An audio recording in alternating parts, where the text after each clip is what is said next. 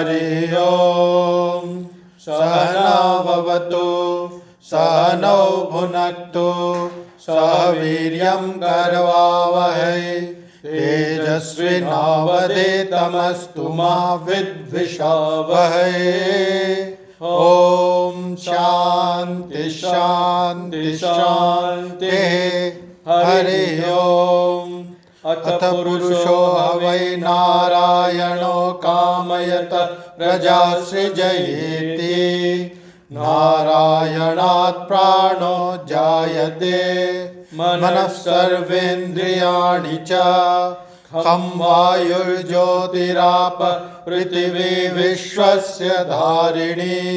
नारायणात् ब्रह्मा जायते नारायणात् रुद्रो जायते नारायणादिन्द्रो जायते नारायणात् प्रजापतयः प्रजायन्ते नारायणात् द्वादशादित्या रुद्रा वसवः सर्वाणि च छन्दांसि। नारायणादेव समुत्पद्यन्ते नारायणे प्रवर्तन्ते नारायणे प्रलीयन्ते।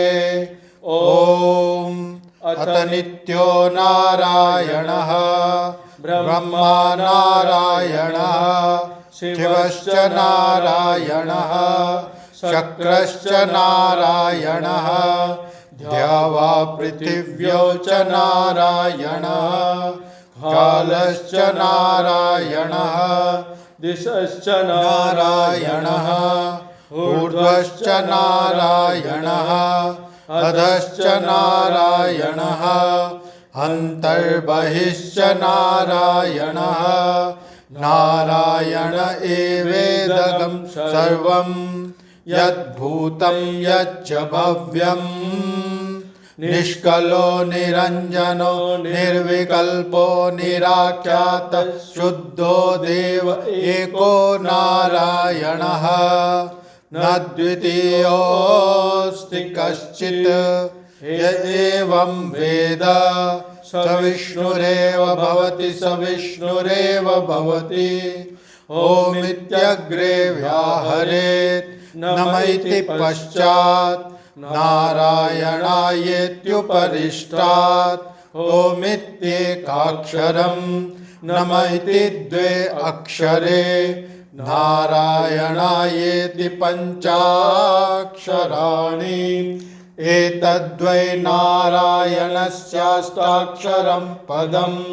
यो ह वै नारायणस्याष्टाक्षरं पदमध्येति अनपब्रुव सर्वमायुरेति। विन्दते प्राजापत्यगं रायस्पोषं गौपत्यं। ततो मृतत्वमश्नुते ततो मृतत्वमश्नुत इति। य एवं वेद प्रत्यगानन्दं ब्रह्म पुरुषं प्रणवस्वरूपम्। अकार उकार मकार इति तानेकदा समभरत्तदेतदोमिति। यमुक्त्वा मुच्यते योगी जन्म संसार बन्धनात्। ओम नमो नारायणायेति मंत्रोपासकः वैकुंठभुवनलोकं गमिष्यति। तदिदं परं पुण्डरीकं विज्ञानघनं। तस्मात् तद्दिवामात्रं ब्रह्मण्यो देवकी पुत्रो ब्रह्मण्यो मधुसूदनो। सर्वभूतस्थमेकं नारायणं कारणरूपमकार परब्रह्मो। एतदथर्वशिरो योधीते प्रातरधीयानो रात्रिकृतं पापं नाशयति। सायमधीयानो दिवसकृतं पापं नाशयति। माध्यन्दिनमादित्याभिमुखो धीयान पंचपातकोपपातकात् प्रमुच्यते। सर्ववेदपारायण पुण्यं लभते। नारायण सायुज्यमवाप्नोति नारायण सायुज्यमवाप्नोति य एवं वेद इत्युपनिषत्। ओम शांति शांति शांति। हरि ओम तत्सत्। श्री राम कृष्णार्पणमस्तु।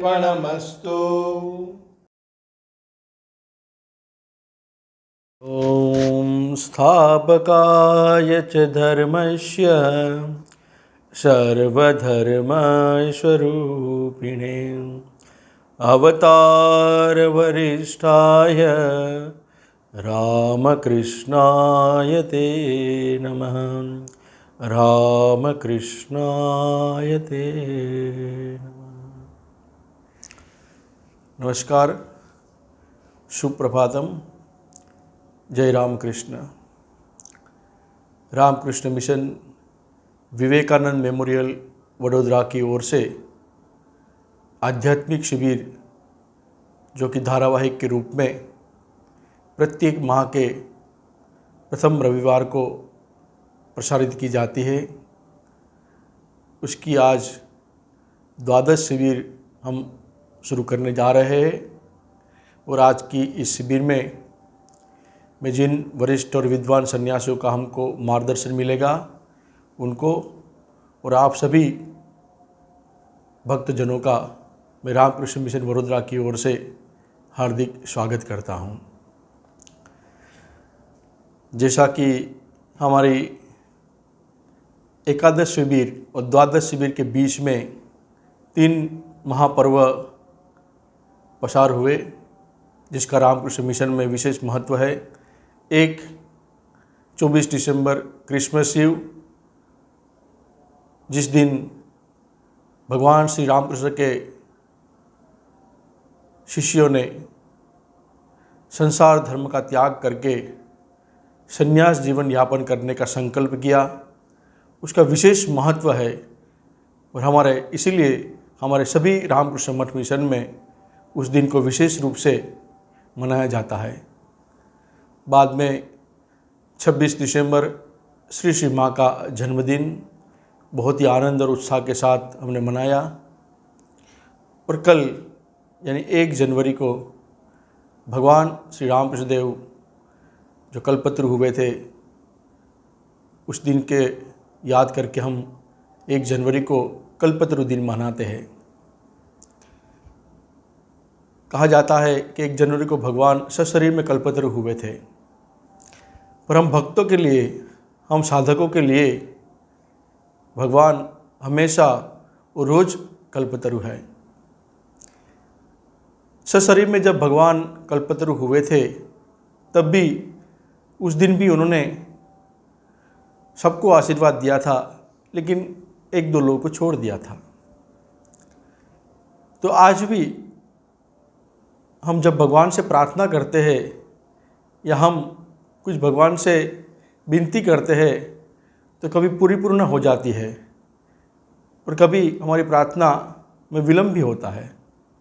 तो भगवान जानते हैं कि हमको कब क्या देना है, इसलिए उनके निर्णय पर हम संतुष्ट रहे तो हमारा जीवन बहुत आनंददायक होगा। और यदि कहीं ऐसा भी हो सकता है कि वो हमारी सब इच्छाएं, हमारी सब मांग पूरी कर दे, तो शायद हम उनको भूल भी जा सकते हैं। हम साधना करते करते हमें तो विश्वास है कि भगवान की हम पर कृपा होगी, क्योंकि ठाकुर तो कल्पतरु है, आज भी हमारी प्रार्थना सुनते हैं। और मेरा तो ये पक्का विश्वास है कि आज भी ठाकुर माँ हमारी प्रार्थना सुनते हैं। जब हम साधना करते हैं तो साधना करते करते एक समय आएगा जब भगवान उनकी उंगली देंगे पकड़ने के लिए, लेकिन तब भी हमको संतुष्ट नहीं रहना है। हमको रोना है कि नहीं, हमको उठाइए, गोद में उठाइए। फिर वो अपना हाथ देंगे, तब भी हमको संतुष्ट नहीं रहना है। फिर हमारा हाथ पकड़ेंगे, फिर भी हमें संतुष्ट रहना है। तब भी आप रोएंगे तो ज़रूर वो अपनी गोद में उठाएंगे। और हम तो यही चाहते हैं कि वो हमें अपनी गोद में उठाए और उठा के माँ की गोद में बिठा दे। भक्ति का और वेदांत का दोनों का यही अंतिम ध्येय है। भक्ति में माँ की गोद में बैठ जाना है हमें, ठाकुर के साथ मिल जाना है हमें। और वेदांत में भी यही है, अपने आप को समाप्त कर देना है, अपने आप को माँ के साथ एक कर देना है। तो यही हमारी साधना चलती रहती है। हमें सतत भगवान से प्रार्थना करनी चाहिए, भगवान का नाम जप करना चाहिए। हमारा जीवन ऐसा हो कि सतत हमारा नाम स्मरण चलता रहे, भगवान की भक्ति होती रहे और बाकी का काम भी चलता रहे। ये सन्यासियों और गृहस्थ दोनों के लिए एक ही बात है। भगवान ये नहीं देखते कि सन्यासी या गृहस्थ है, वो तो कल्पतरु, उनकी कृपा सब पर होती है और गृहस्थों के ऊपर तो विशेष कृपा होती है। भगवान श्री रामकृष्ण देव ने तो घर घर जाकर भक्तों के घर में भक्तों को धन्य किया है। सन्यासियों को उन्होंने दक्षिणेश्वर में बुलाया, लेकिन भक्तों को तो घर घर जाकर उन पर कृपा की है। तो ठाकुर हमारे कल्पतरु है, कृपा सिंधु है और हमारी प्रार्थना आज भी सुनते हैं, आज भी उनकी कृपा हम पर होती है। बस उस कृपा को प्राप्त करने के लिए, उस कृपा को समझने के लिए हमें अपनी साधना में अग्रसर होना चाहिए और सावधान होना चाहिए। तो ज़रूर उनकी कृपा हम समझ भी पाएंगे, आगे भी बढ़ पाएंगे और अंत में उनके साथ एक भी हो पाएंगे। तो आज इस शिविर के माध्यम से हमें जिन वरिष्ठ और विद्वान सन्यासियों का मार्गदर्शन प्राप्त होने वाला है, मुझे आशा है कि हमें ईश्वर की ओर अग्रसर होने में ज़रूर वो सहायक होगा। तो आज की शिविर में पूज्यपाद स्वामी नित्य ज्ञानानंद जी महाराज, जो कि रामकृष्ण मिशन आश्रम भोपाल के सचिव है, स्वामी गुणेशानंद जी महाराज, जो कि रामकृष्ण वेदांत सेंटर लूसाका के स्पिरिचुअल डायरेक्टर एवं सेक्रेटरी है, स्वामी शुभविज्ञानी जी महाराज, जो कि रामकृष्ण मिशन वडोदरा के वरिष्ठ सन्यासी है, उनका हमें आध्यात्मिक मार्गदर्शन प्राप्त होगा। साथ ही स्वामी कल्याणेशानंद जी महाराज के और ब्रह्मचारी शुभंकर महाराज जी के मधुर कर्ण से हमें भजन का भी आनंद प्राप्त होगा और साथ ही स्वामी योग सिद्धानंद जी महाराज से हमें कुछ पठन भी सुनने को मिलेगा। तो आइए आज की शिविर का हम शुभारंभ करें। सबसे पहले पूज्यपाद स्वामी नित्य ज्ञानानंद जी महाराज से हम आध्यात्मिक मार्गदर्शन प्राप्त करें।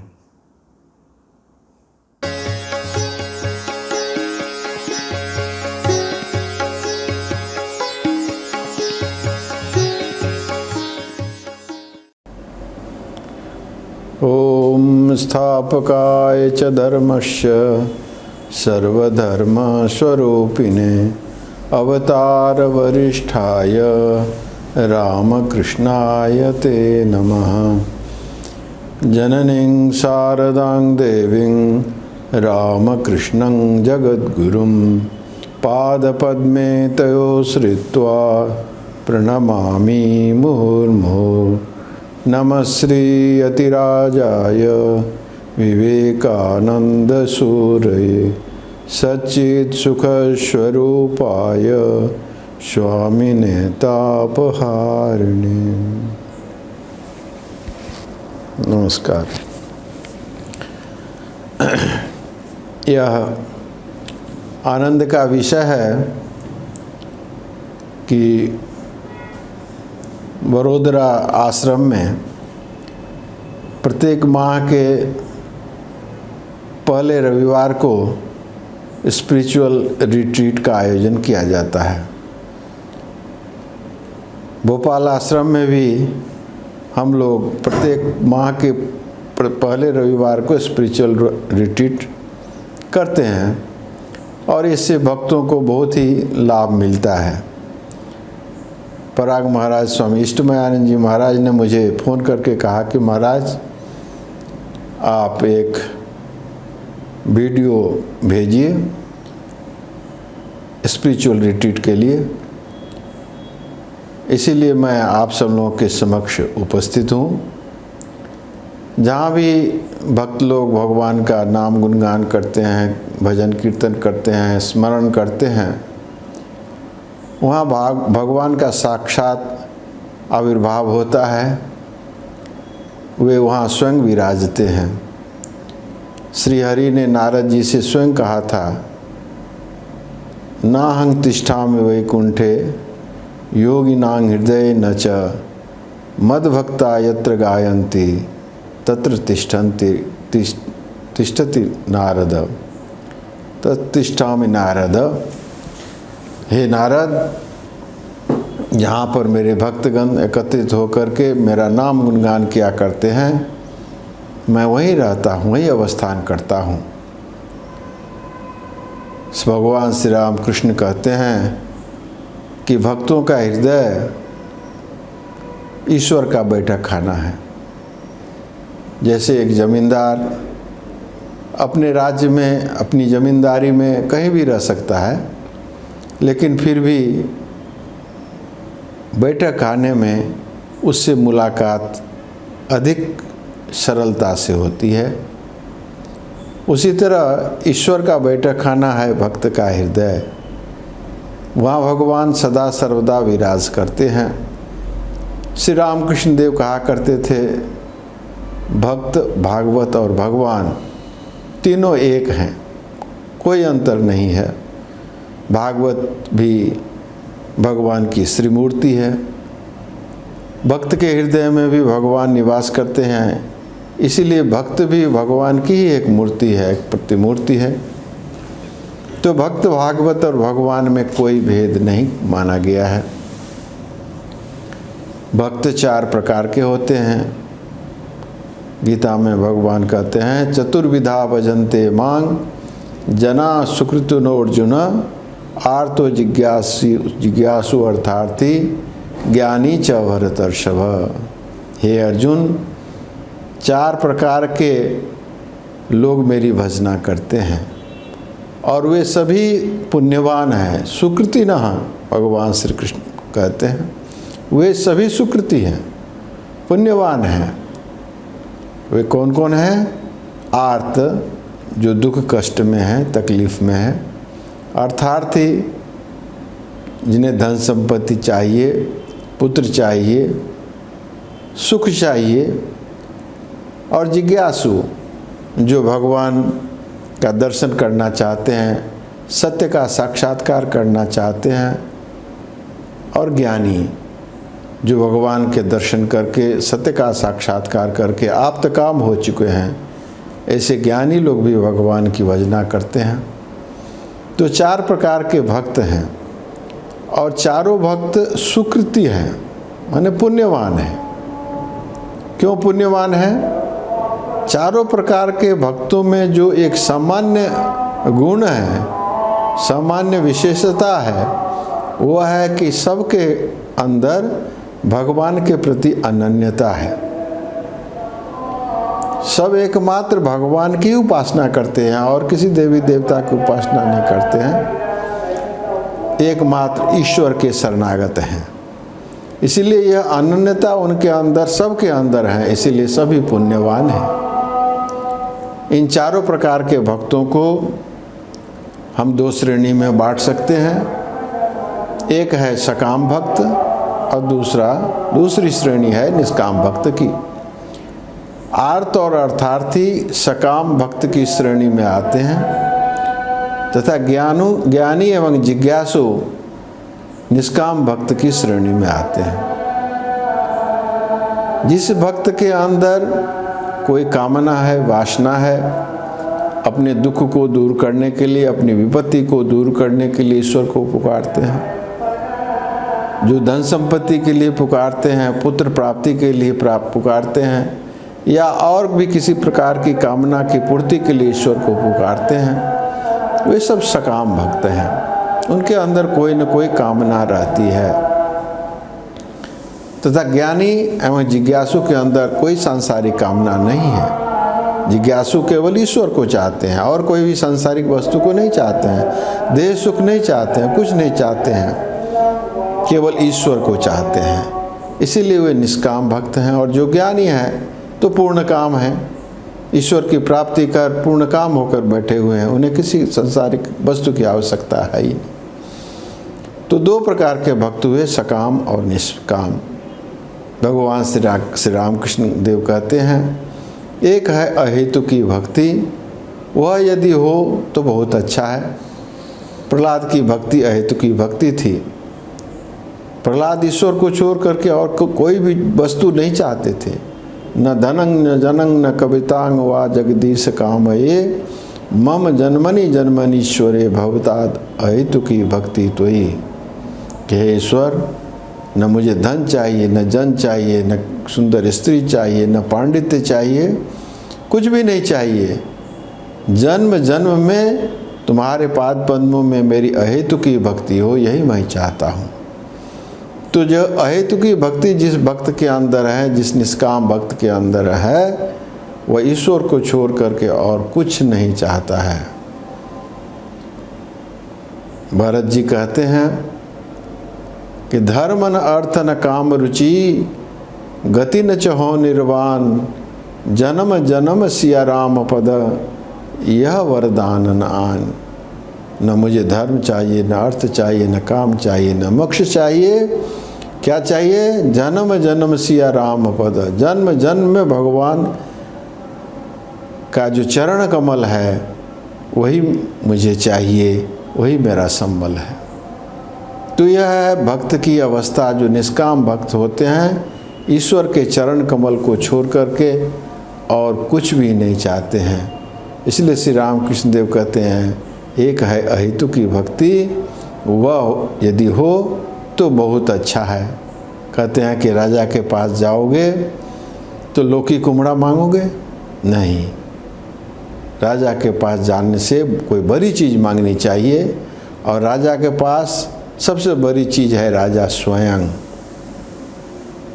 तो भगवान सबसे बड़ी चीज़ है, उन्हीं की प्रार्थना करनी चाहिए कि हे प्रभु, मुझे और कुछ नहीं चाहिए, मुझे केवल तुम्हारी आवश्यकता है, तुम्हारे चरण कमलों की आवश्यकता है, तुम्हारे चरण कमल के मैं शरणागत होना चाहता हूँ। इससे क्या होता है? यदि हमारे मन के अंदर कामना वासना यदि हो तो ईश्वर और हमारे बीच में एक कामना वासना की दीवार बन जाती है और हम ईश्वर को नहीं पा सकते हैं। उस एक बाधा, कामना वासना एक बाधक बन करके, एक दीवार बन करके ईश्वर और हमारे अंदर खड़ा हो जाता है। इसीलिए कामना वासना को दूर करने से ईश्वर और हमारे बीच कोई दीवार नहीं रहती है, हम साक्षात ईश्वर के दर्शन कर सकते हैं। इसलिए निष्काम भक्त होने की चेष्टा करनी चाहिए। लेकिन जो सकाम भक्त हैं, उनके अंदर भी ईश्वर के प्रति अनन्यता है, और धीरे धीरे उनके अंदर की कामना वासना समाप्त होकर के वे भी एक दिन निष्काम हो जाते हैं, और फिर उनके और ईश्वर के बीच कोई दीवार नहीं रहती है। वे ईश्वर को पा करके, ईश्वर के दर्शन करके धन्य हो जाते हैं, कृतकृत्य हो जाते हैं। इसीलिए चाहे सकाम भक्त हो या निष्काम भक्त हो, सब सुकृति हैं, पुण्यवान हैं। बालक ध्रुव की कथा श्रीमद् भागवत में आती है। बालक ध्रुव एक दिन अपने पिता की गोद में बैठा हुआ था।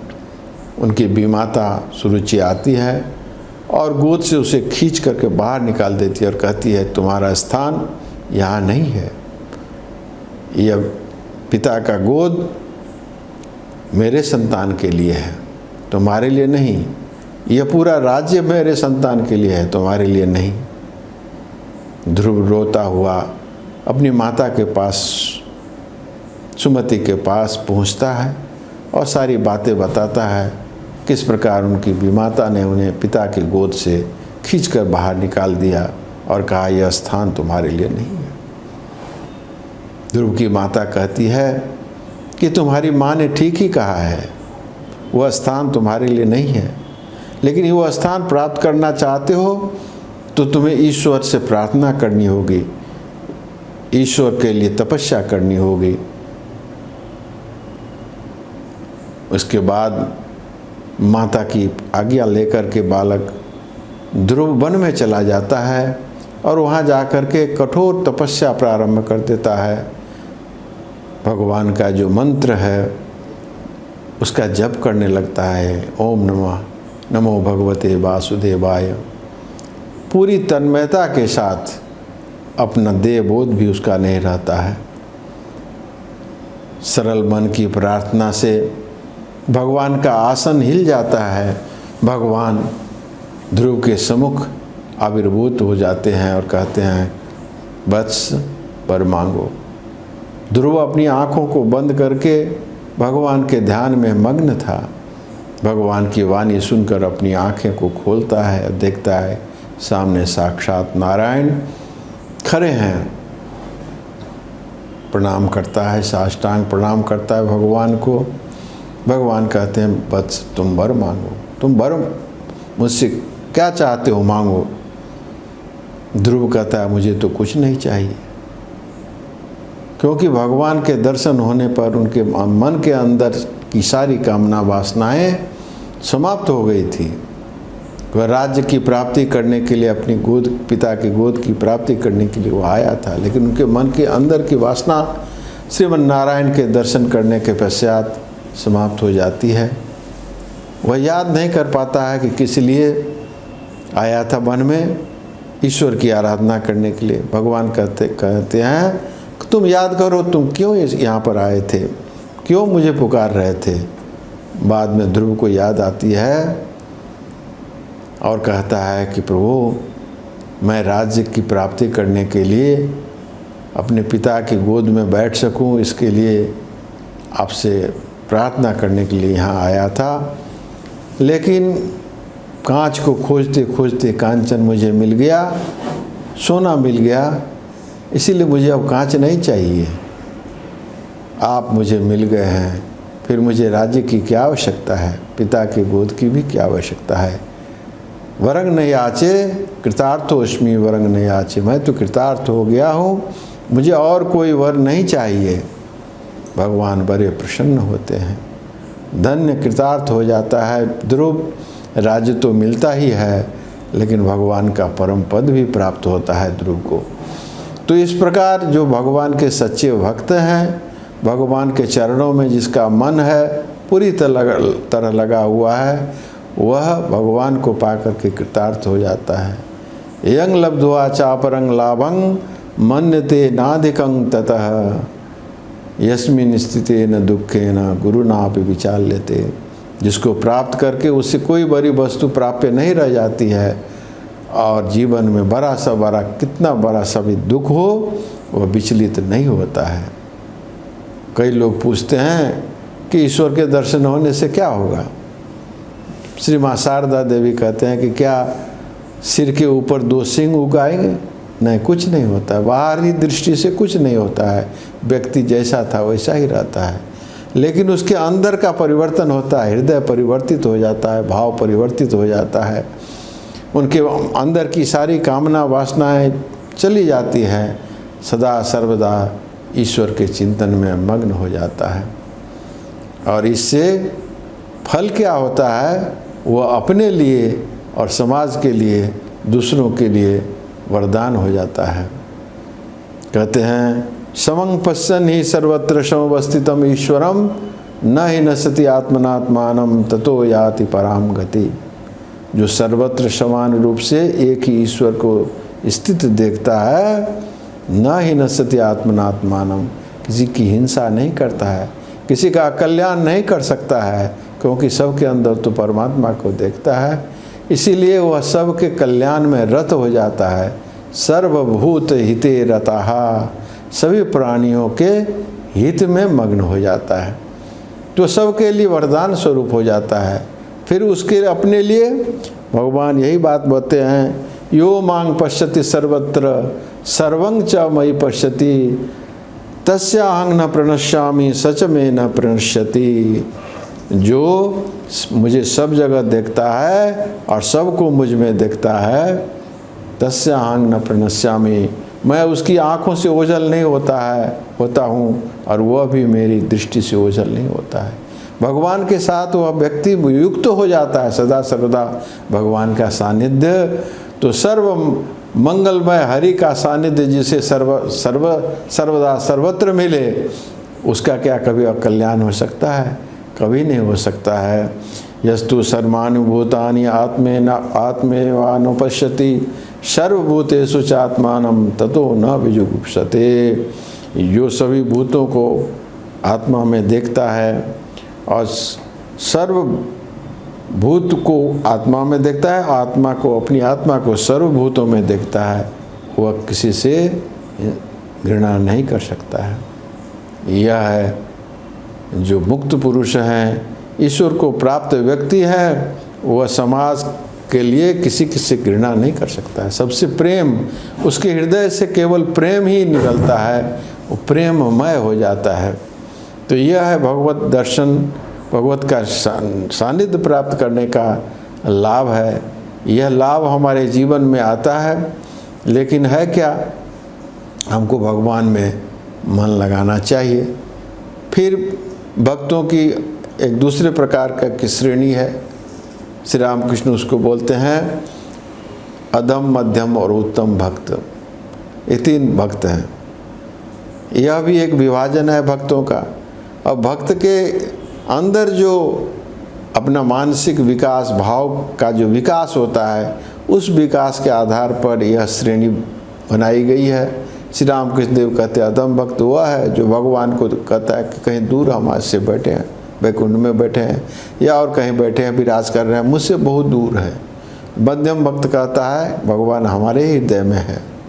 ईश्वर सर्वभूतानां हृदय से अर्जुन तिष्ठति, कि सभी प्राणियों के हृदय में भगवान विराजमान। मध्यम भक्त कहता है ईश्वर मेरे हृदय में अंतर्जामी होकर के बैठे हुए हैं।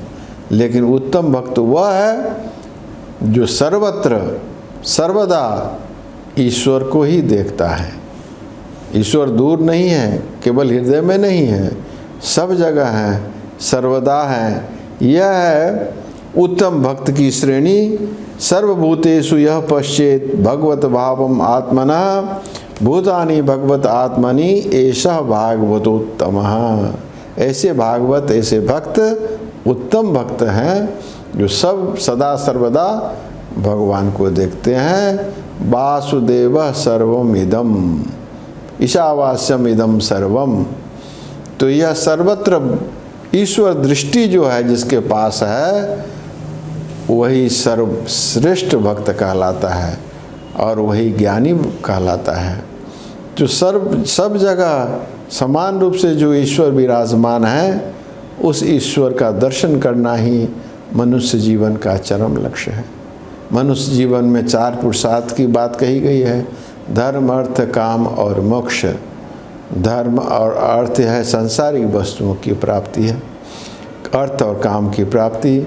लेकिन जो मोक्ष है वह है परम निश्रेयस। मोक्ष का मतलब है समस्त प्रकार के सांसारिक बंधनों को त्याग करके, माया के बंधनों को त्याग करके भगवान के दर्शन प्राप्त करना, यही है मोक्ष। ईश्वर दर्शन ही मोक्ष है। तो यह ईश्वर दर्शन, बंधनों से मुक्ति, माया से मुक्ति, यह मनुष्य जीवन का चरम लक्ष्य है। भगवान श्री रामकृष्ण देव बारंबार हमें यही याद दिलाते हैं कि मनुष्य जीवन का लक्ष्य है ईश्वर दर्शन। हम सब कुछ करें, संसार धर्म का भी पालन करें, लेकिन वही हमारे जीवन का चरम लक्ष्य नहीं बनना चाहिए। चरम लक्ष्य तो ईश्वर दर्शन ही है। इसीलिए हमें ईश्वर दर्शन के लिए प्रयास करना चाहिए। बाकी सारे कर्मों को, अपने जितने भी कर्तव्य कर्म हैं, उन सारे कर्तव्य कर्मों को करते हुए ईश्वर में मन लगाना चाहिए। भगवान श्री रामकृष्ण देव यही कहते हैं कि ईश्वर में सदा सर्वदा मन लगा करके संसारिक कर्मों को किया करो, नहीं तो हम सांसारिक बंधन में पड़ जाएंगे, त्रिताप से दग्ध हो जाएंगे, जन्म जन्मांतर दुख कष्ट भोगते रहेंगे। यदि हम दुख कष्ट से छुटकारा पाना चाहते हैं, आनंद की प्राप्ति करना चाहते हैं, मनुष्य जीवन को धन्य करना चाहते हैं, तो भगवान के चरणों में मन लगाना होगा। आप सभी लोग भक्त हैं,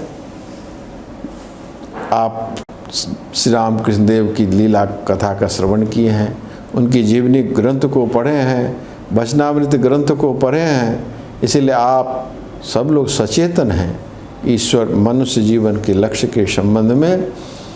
मैं तो केवल उसकी पुनरावृत्ति कर रहा हूँ। तो इस प्रकार से आज संक्षेप में मैंने आपसे 2-4 बातें बताई।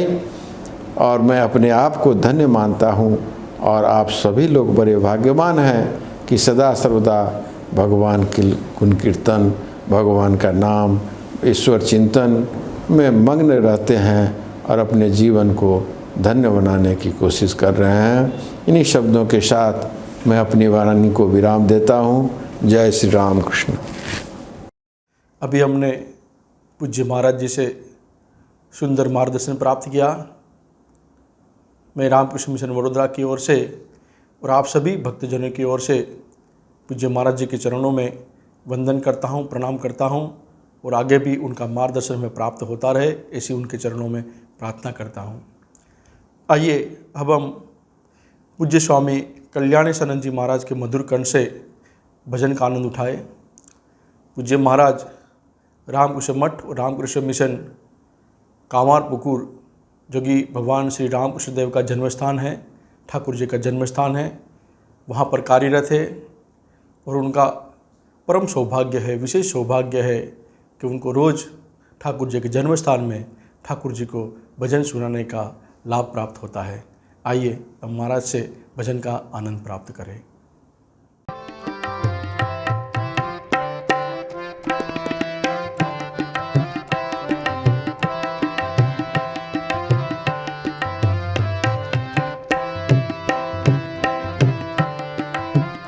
जय जय राम सिया राम सिया राम सिया राम, जय जय राम सिया राम सिया राम सिया राम।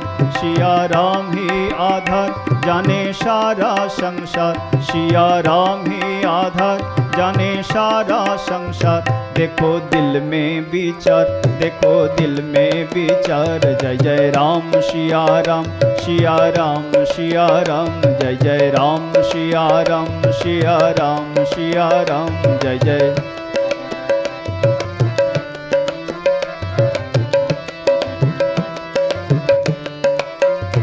उनकी महिमा अपार कोई पावे ना पार, उनकी महिमा अपार कोई पावे ना पार। गुना गावे हजार, गुना गावे हजार। जय जय राम सिया राम सिया राम सिया राम, जय जय राम सिया राम सिया राम सिया राम। सिया राम ही आधार जाने सारा संसार, सिया राम ही आधार जाने सारा संसार। देखो दिल में विचार, देखो दिल में विचार। जय जय राम सिया राम सिया राम सिया राम, जय जय राम सिया राम सिया राम सिया राम, जय जय।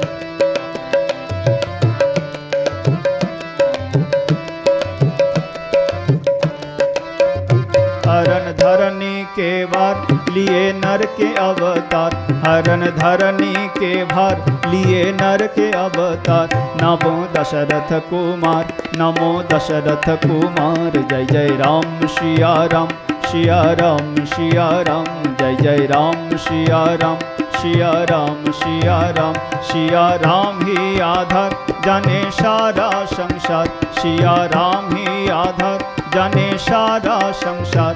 देखो दिल में विचार, देखो दिल में विचार। जय जय राम सिया राम सिया राम सिया राम, जय जय राम सिया राम सिया राम सिया राम, जय जय।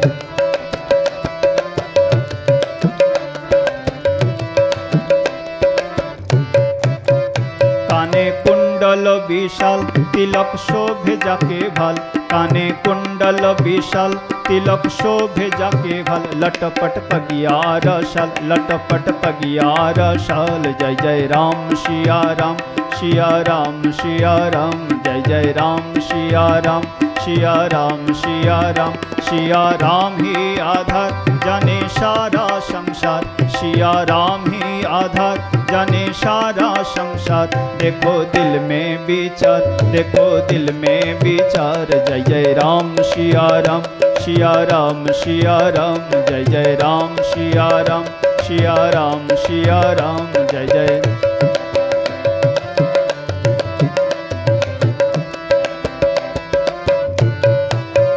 श्री दशरथ के लाल कुशल कुल कपिल पाल, श्री दशरथ के लाल कौशल पालक कृपाल श्री दशरथ के लाल, कौशल पालक कृपाल राजीव लोचन विशाल, राजीव लोचन विशाल। जय जय राम सिया राम, सिया राम सिया राम, जय जय राम सिया राम, सिया राम सिया राम। सिया राम ही आधार जाने सारा संसार, सिया राम ही आधार जाने सारा संसार। देखो दिल में विचार, देखो दिल में विचार। जय जय राम सिया राम, सिया राम सिया राम, जय जय राम सिया राम, सिया राम सिया राम, जय जय राम सिया राम, सिया राम सिया राम, जय जय राम सिया राम, सिया राम सिया राम।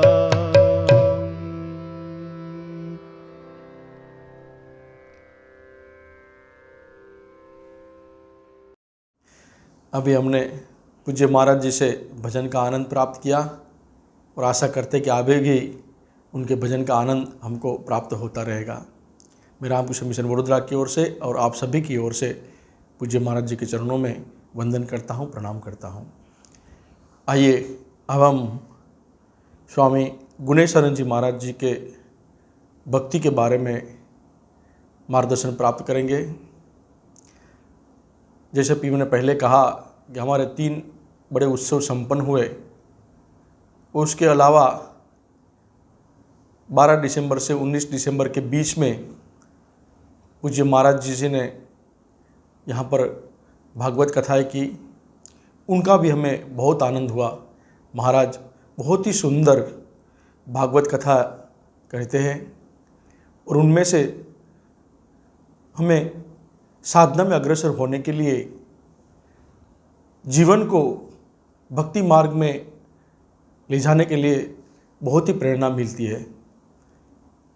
बहुत ही लोग महाराज के प्रवचन सुनते रहते हैं। महाराज का ईशावास्य उपनिषद के ऊपर भी सुंदर व्याख्यान है, यूट्यूब पर उपलब्ध है।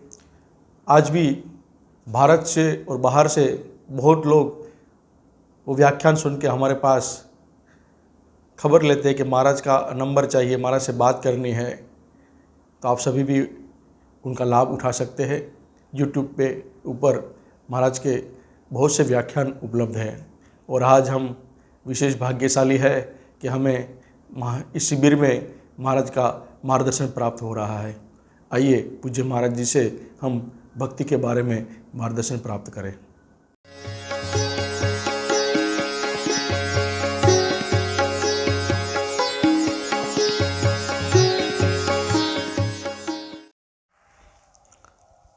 ओम सच्चिदानंदरूपाय विश्वोत्पत्त्यादिहेतवे तापत्रय विनाशाय श्रीकृष्णाय वयं नुमः। ओम स्थापकाय च धर्मस्य सर्वधर्मस्वरूपिणे अवतारवरिष्ठाय रामकृष्णाय ते नमः।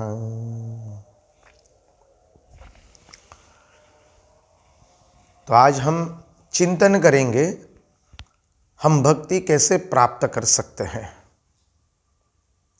हमारे श्रीमद् भागवत महापुराण में भक्ति प्राप्त करने का एक अद्भुत मार्ग बताया है और वही मार्ग मधुसूदन सरस्वती जी भी अपने भक्ति रसायन ग्रंथ में बताते हैं। भागवत कहता है भक्ति किसे कहते हैं, पहले चिंतन करें। प्रेम से युक्त सेवा, उसका नाम है भक्ति। हम जो भी सेवा करें प्रेम से युक्त होगा, वह हो गई भक्ति।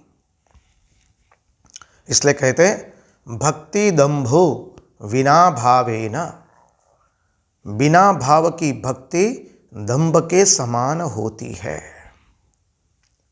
हम जो भी भक्ति करें, अब सामान्यतः हमारे मन में क्या होता है कि हम थोड़ा भजन कर लिए, थोड़ा संकीर्तन कर लिए, थोड़ी पूजा पाठ कर ली, थोड़े व्रत उपवास इत्यादि कर लिए, तो बोले हम भक्त बन गए या हमने भक्ति प्राप्त कर ली।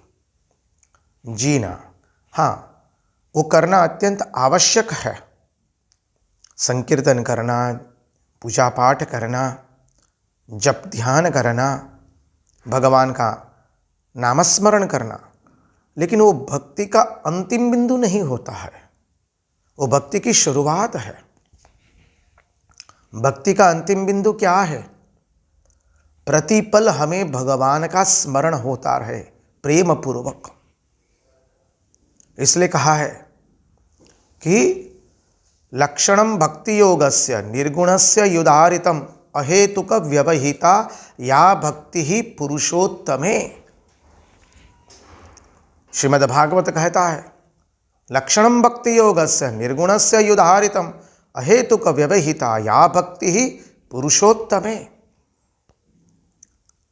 जैसे गंगा जी की धारा जब सागर में विलीन होती है तो टुकड़े टुकड़े करके विलीन नहीं होती है, अविरत गंगा जी की धारा समुद्र में विलीन हो रही है। उसी तरह से हमारे मन में भगवान का स्मरण, भगवान का चिंतन, भगवान का गुणगान हमारे मन में एक अविरत धारा के रूप में बहना चाहिए। हम कोई भी कार्य करें पर हमारा भीतर से मन, हमारा मन भगवान नामस्मरण में युक्त रहे। जैसे श्री रामकृष्ण देव रामकृष्ण कथामृत में कहते हैं कि घर की दासी सेठ के बेटे को कहती है मेरा राम, लेकिन वो जानती है कि उसका बेटा तो दूर गांव में रहता है। उसी तरह से हम संसार के सभी कार्य करेंगे, लेकिन हमारे मन की एक वृत्ति सदैव भगवान नामस्मरण में लीन रहेगी। गीता के अंदर में भी भगवान 12वें अध्याय में यही लक्षणों से बताते हैं। और हमारे तुलसीदास जी ने भी कह दिया, अरे तुलसी राम राम करे वो सही भक्ति नहीं है, राम जब तुलसी तुलसी कहे तब वह भक्ति सही है। तो अब ऐसी भक्ति हमें प्राप्त करनी, वो भक्ति हमारा उद्देश्य हो गया। तो शुरुआत तो करनी पड़ेगी, तो कहीं ना कहीं से हमें शुरुआत करनी है। आइए हम जहां हैं वहीं से शुरू करें। अभी तो हमने जैसे शुरुआत भी नहीं की है, तो भागवत कहते हैं आओ कैसे शुरुआत करें। शृण्वदाम स्वगदाम कृष्ण पुण्य श्रवण कीर्तन हृदयं दस्थो यभद्राणि विदुनोति सुरत सुदाम। शृण्वताम स्वगताम कृष्ण पुण्य श्रवण कीर्तन। पहले तीर्थ यात्रा करो बोले। श्री रामकृष्ण देव भी रामकृष्ण कथामृत में कहते हैं देखो बीच बीच में निर्जन वास करना चाहिए। श्री रामकृष्ण देव से प्रश्न पूछा गया, महाशय ईश्वर में मन कैसे लगे? उसके उत्तर में भगवान श्री रामकृष्ण देव सुंदर बताते हुए कहते हैं देखो ईश्वर का नाम गुण कीर्तन सदैव करना। ईश्वर के भक्त साधु के पास मुहुर मुहुर जाना, और कहा कि ध्यान करना तो वन में, मन में और कोने में, और संसार में रात दिन रहने से मन ईश्वर में लगता नहीं, इसलिए बीच बीच में निर्जन वास करना चाहिए, एकांत वास करना चाहिए।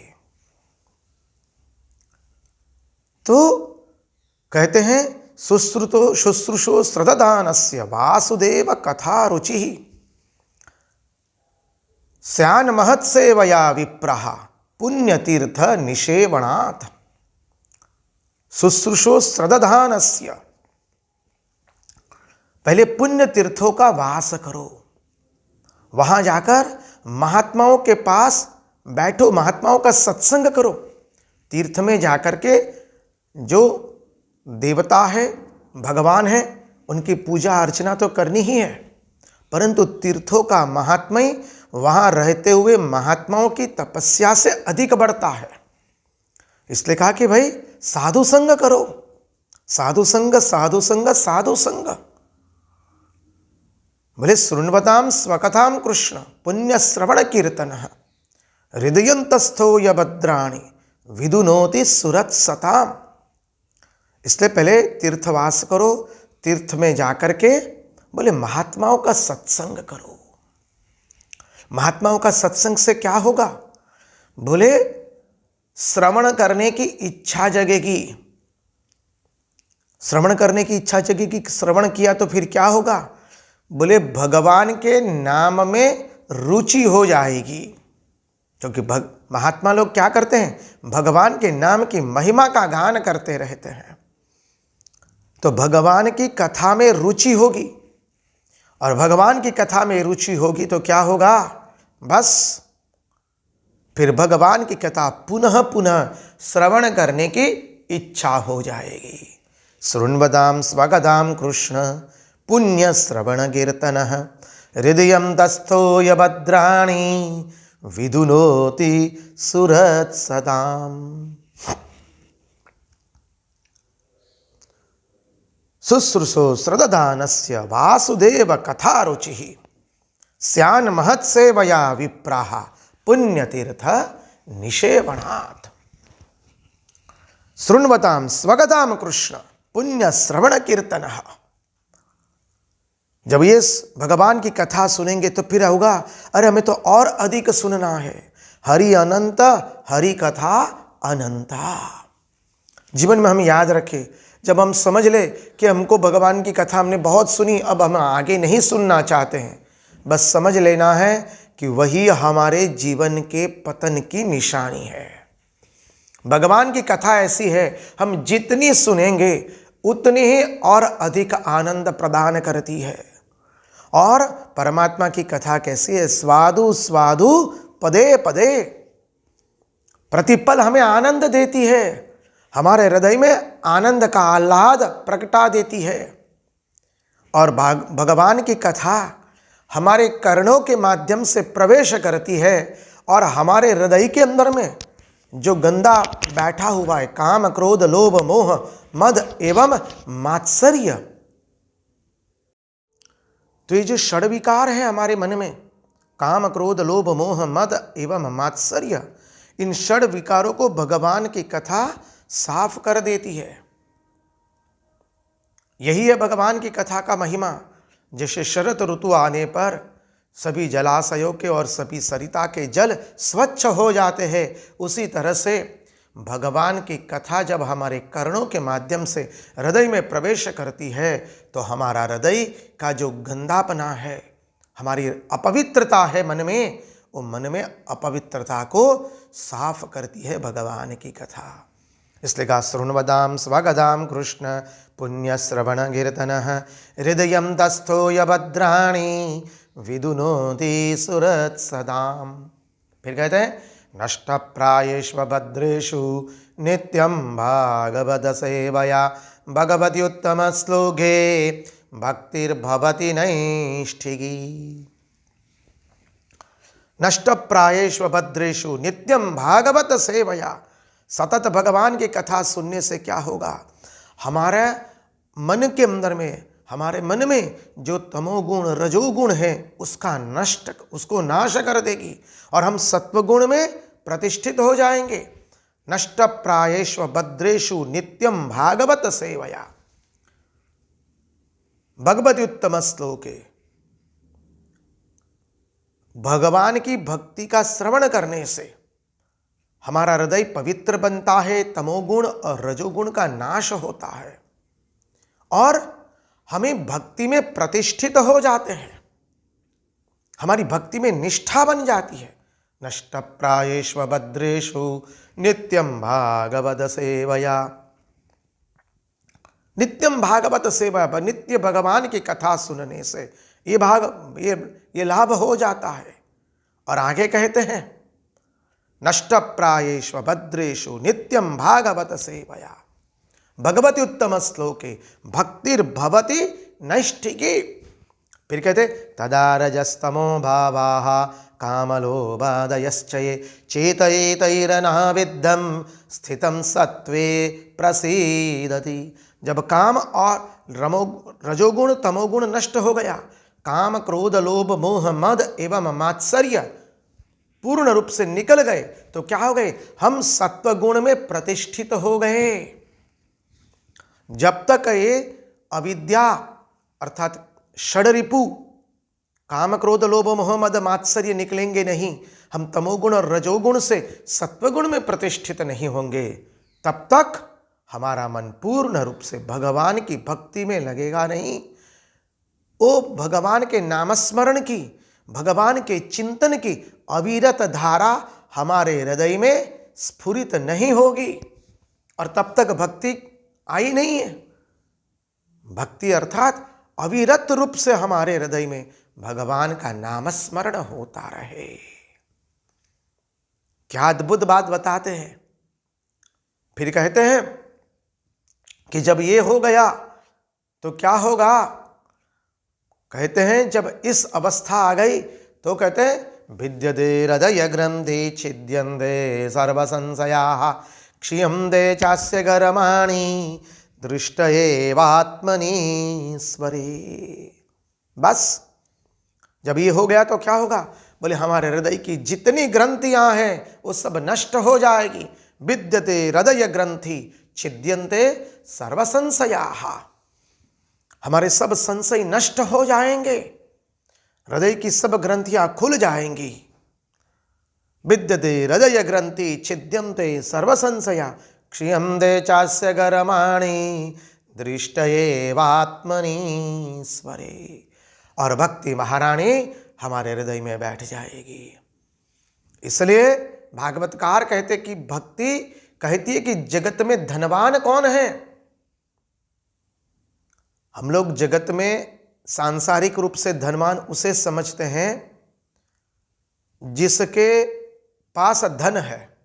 अरे जिसके पास धन है वो धनवान नहीं है। धनवान तो वह है जिसके हृदय में भगवान की भक्ति का संचार हो चुका है। इसलिए कहते हैं सकल भुवन मध्ये निर्धनास्ते धन्या निवसति हृदि येषां श्रीहरिर्भक्तिरेका। धनवान तो वह है जिसके हृदय में भगवान की भक्ति आ चुकी है। भले बाहरी रूप से वो निर्धन हो लेकिन धनवान तो वही है। धनवान वह नहीं है जिसके पास अर्थ रूपी संपत्ति हो। धनवान तो वह है जिसके पास भगवान की भक्ति रूपी संपत्ति हो, जो अविरत भगवान नाम स्मरण करता हो, जिसके हृदय में भगवान के प्रति प्रेम प्रकट हो चुका है, जो भगवान के नाम स्मरण चिंतन स्मरण के बिना रह नहीं सकता एक पल के लिए। क्योंकि क्या हुआ, जब भक्ति महारानी उसके हृदय में बैठ जाती है तो भगवान अपना लोक छोड़ करके, समझिए वैकुंठ साकेत धाम, भगवान सब लोग छोड़ करके उसके हृदय में प्रविष्ट हो जाते हैं। सकल भुवन मध्ये निर्धनास्ते धन्या निवसति हृदि येषां श्री हरिर भक्ति रेखा हरिरपि निज लोकम सर्वथा तो विहाय प्रविशति हृदि तेषां भक्ति सूत्रोपनत्तः। कितनी अद्भुत बात बताते हैं।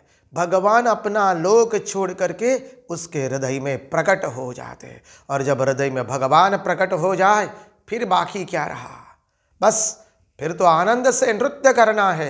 हरे कृष्ण कृष्ण कृष्ण हरे हरे, हरे राम राम राम हरे हरे।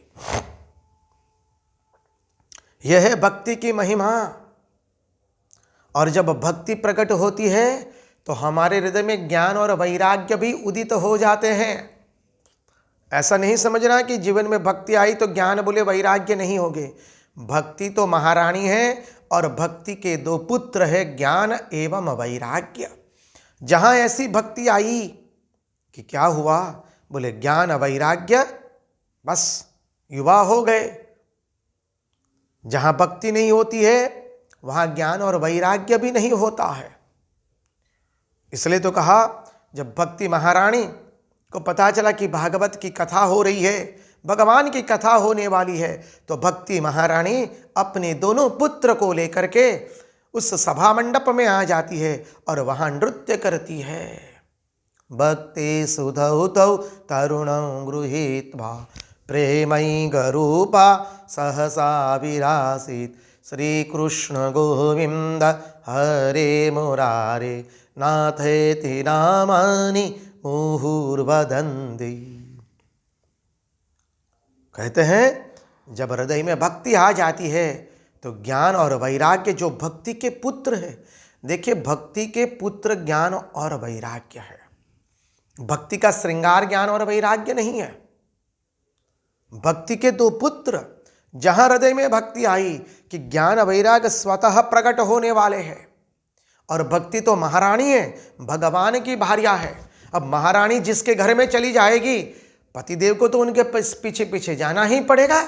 तो जब भक्ति महारानी हमारे हृदय में आ जाती है तो भगवान अपने आप हमारे हृदय में आ जाते हैं और समग्र कुटुंब आ जाता है। ज्ञान और वैराग्य, यहाँ पर 9 मास नहीं लगता है संतान को जन्म देने के लिए। जहाँ भक्ति का उदय हुआ तुरंत ज्ञान और वैराग्य रूपी 2 संतान प्रकट हो जाते हैं। इतनी अद्भुत महिमा है ये भक्ति की, यहाँ 9 मास तक अपेक्षा नहीं करनी है। इसलिए कहा, श्री रामकृष्ण देव भी कहते हैं, इस कलिकाल में नारदीय भक्ति, कलिकाल में ज्ञान मार्ग के साधक बहुत कम मिलते हैं। उसकी पात्रता हमारे में नहीं होती है। उसके लिए जो हमें साधन चतुष्टय करके अपने मन को पूर्णतः पवित्र करना होता है, वो हम कर नहीं पाते हैं। हमारे मन में राग द्वेष भरा हुआ है, हमारे मन में संसार की इच्छाएं भरी हुई है। तो ऐसे मन के साथ इस कलिकाल के अंदर में भगवत प्राप्ति का मार्ग एकमात्र भक्ति योग है। इसलिए श्री रामकृष्ण देव रामकृष्ण कथामृत में कहते हैं कि कई कली में नारदीय भक्ति, नारदीय भक्ति मानी जो भक्ति ज्ञान और वैराग्य से संपुटित हो उसे कहते हैं नारदीय भक्ति। और जब भक्ति महारानी आती है तो ज्ञान और वैराग्य प्रकट हो जाते हैं। यह है भक्ति की अद्भुत महिमा। तो अब उस भक्ति की ओर हम अग्रसर हो जाए, उस भक्ति को जीवन में प्राप्त करने का प्रयास करें। हे प्रभु, आपका स्मरण मनन चिंतन सतत बनता रहे। और वो बनेगा कब? जब हमारे मन की वृत्ति भगवदाकार वृत्ति बनेगी। समझिए, हमारे वृत्ति में भगवान की भक्ति बन जाए, वृत्ति में जब चैतन्यारूढ़ हो जाए, बुद्धि में जब चैतन्यारूढ़ हो जाए, हमारी बुद्धि पवित्र बन जाए। और बुद्धि पवित्र बनेगी कैसे? भगवन नाम स्मरण से। इसलिए कहते हैं रामकृष्ण नामैव नामैव मम जीवनम कलो नास्तेव नास्तेव नास्तेव गतिरन्यथा। रामकृष्ण नाम ही एकमात्र मेरा जीवन है, एकमात्र संबल है। हरि नाम, कृष्ण नाम, राम नाम। अब जिस देवी देवता को मानते हो, आपके जो इष्ट है, उन इष्ट का नाम स्मरण करते रहिए। राम का, कृष्ण का, रामकृष्ण देव का, माँ दुर्गा का, जो भी हो। तो कहते रामकृष्ण नामैव नामैव मम जीवनम कलो नास्तेव नास्तेव नास्तेव गतिरन्यथा। उस नाम के अतिरिक्त मेरा कोई आधार नहीं है, कोई आधार नहीं है। वही एकमात्र मेरा संबल है, उसके सिवा मेरी कोई गति नहीं है, गति नहीं है, गति नहीं है। बस एकमात्र हमारे मन की मति, गति और रति भगवान के नाम स्मरण में बन जाए। यही है भक्ति। इसलिए आओ हम सब लोग प्रार्थना करते हैं भगवान से, प्रभु हमारे मन की मति, गति और रति भगवान के चरणारविंद में मग्न हो जाए और हमारी भगवदाकार वृत्ति बने। प्रभु हमें भगवान के अतिरिक्त और कुछ अच्छा न लगे, भगवान का स्मरण ही हमारा संबल बने, भगवान का चिंतन ही हमारी विश्राम बने। इसलिए इसी भक्ति को सही भक्ति कहते हैं। और अंत में हम इतना कहेंगे, हम पूज्यपाद स्वामी इष्टमयानंद जी महाराज और रामकृष्ण मिशन विवेकानंद मेमोरियल वडोदरा के बहुत बहुत आभारी है कि उन्होंने हमें एक सुंदर सुअवसर दिया भक्ति का चिंतन करने के लिए उन सब महात्माओं के चरणों में और आप सबके चरणारविंद में प्रणाम करते हुए भगवान से प्रार्थना करते हैं, प्रभु हमें वह भक्ति प्रदान कीजिए जिससे हमारे मन की मति गति और रति आपके चरणों में बनी रहे। कृष्ण कन्हैया लाल की जय। भगवान श्री राम कृष्ण देव की जय। ओम शांति शांति शांति। हरि ओम तत्सत। अभी हमने पूज्य महाराज जी से भक्ति के बारे में सुंदर मार्गदर्शन प्राप्त किया। महाराज का प्रेम, मार्गदर्शन और आशीर्वाद हमें मिलता ही रहता है। हर साल रामकृष्ण मिशन वडोदरा की ओर से उनके कार्यक्रम आयोजित किए जाते हैं, तो हम विशेष भाग्यशाली है कि महाराज का हमें हर साल आशीर्वाद प्राप्त होता रहता है। उनके चरणों में हम प्रार्थना करते हैं कि आगे भी उनका मार्गदर्शन हमें प्राप्त होता रहे, उनके आशीष हम पर बने रहे। मैं रामकृष्ण मिशन वडोदरा की ओर से और आप सभी की ओर से पूज्य महाराज जी के चरणों में प्रणाम करता हूँ, वंदन करता हूँ। आइए अब हम स्वामी योग सिद्धानंद जी महाराज जी से साधकों के नाम पत्र, जो कि श्रीमद स्वामी तुरानंद जी महाराज के उपदेश है, उस पुस्तक में से पठन सुनेंगे। पूज्य महाराज रामकृष्ण मिशन वडोदरा में स्थित है। साधकों के नाम पत्र स्वामी तुरानंद। कोई अपने आप को क्रमशः समझ पा रहे हैं, यह कम बात नहीं है। इसी प्रकार बाहर से अंतर में प्रवेश करते करते क्रमशः अंतरतम में पहुंचकर वहीं पर अपनी यथार्थ स्थिति समझ पाने से परम कार्य हो जाएगा। तब श्रोत्रस्य श्रोत्रं मनसो मनो यत वाचो ह वाचं सयु प्राणस्य प्राणः चक्षुषश्च चक्षुः अतिमुच्च धीराः प्रेत्यास्माल्लोकात् अमृता भवन्ति। वे ही कान के भी कान, मन के भी मन, वाणी की भी वाणी, प्राण के भी प्राण और नेत्रों के भी नेत्र हैं। विवेकी पुरुष इंद्रियों आदि में आत्मबुद्धि का त्याग कर इस संसार से निवृत्त होकर अमृतत्व लाभ करते हैं। यह अवस्था प्राप्त कर जीव धन्य हो जाता है। आत्माराम होकर न ततो बीजुगुप्सते। वे तब किसी से भी घृणा नहीं करते। जब तक देहो मन और इंद्रियों के साथ अपना संबंध है, तभी तक भले बुरे आदि का बोध है। परमात्मा के साथ संबंध दृढ़ कर लेने पर वो सब कुछ भी नहीं रह जाता, अर्थात उन सबको अपना कहकर कष्ट नहीं उठाना पड़ता। आत्मानं चेद बीजानीयात् अयमस्मिति पुरुषः किमिच्छन् कस्य कामाय शरीरम अनुसंजरेत। यदि कोई परमात्मा को मैं वही हूँ इस प्रकार जान लेता है, तो वह किस कामना से, किस कारण शरीर के दुख से दुखी होगा।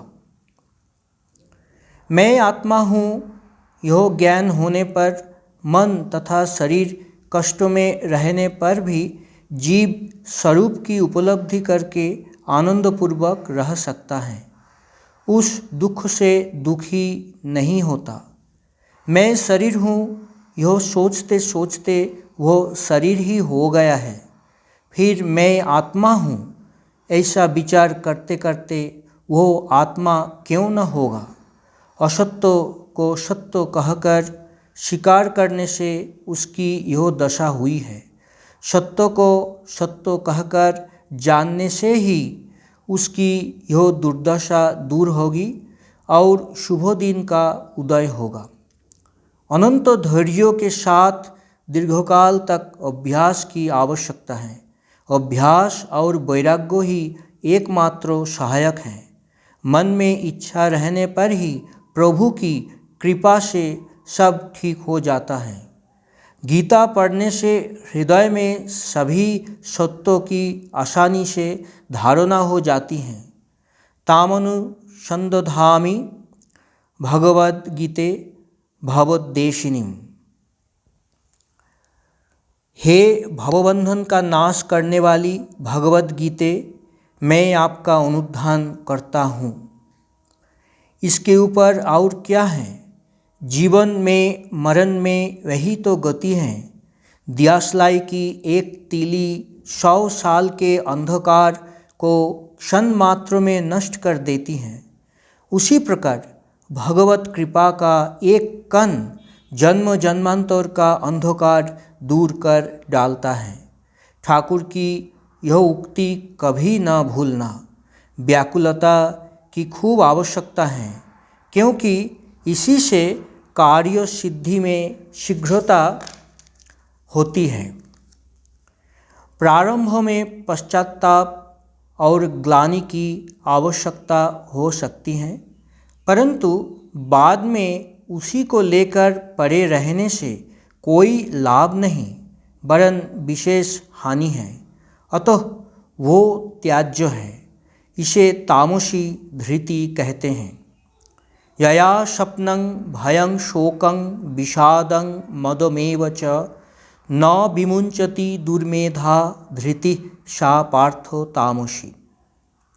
हे पार्थो, जिसके कारण दुर्बुद्ध मनुष्य सपनों, भय, शोक, विषाद और मद को नहीं त्यागता, वो धृति तामसी है। पश्चाताप की सार्थकता निवृत्ति में ही है, नहीं तो फिर केवल पश्चाताप ही करने से क्या लाभ। कृत्वा पापं हि संतप्य तस्मात् पापात् प्रमुच्यते नैतत् कुर्यां पुनरीति निवृत्त्या पुयते नरः। पाप करने के बाद पश्चाताप होने पर मनुष्य उस पाप से मुक्त हो जाता है और मैं पुनः ऐसा नहीं करूँगा, इस निश्चय से वह पवित्र हो जाता है। मनु का यही कहना है। आइए अब हम ब्रह्मचारी शुभंकर महाराज जी के मधुर कंठ से भजन का आनंद प्राप्त करें। प्रिय महाराज रामकृष्ण मिशन वडोदरा में सेवाव्रत है और अभी कुछ दिन हमें और उनका लाभ प्राप्त होगा। उनके बाद प्रिय महाराज बेलूर मठ ट्रेनिंग सेंटर में जाएंगे। आइए प्रिय महाराज जी से हम भजन का आनंद प्राप्त करें। वीर सेनापति, वीर सेनापति विवेकानंद आज बुलाते हैं और वीर सेनापति, वीर सेनापति विवेकानंद आज बुलाते हैं और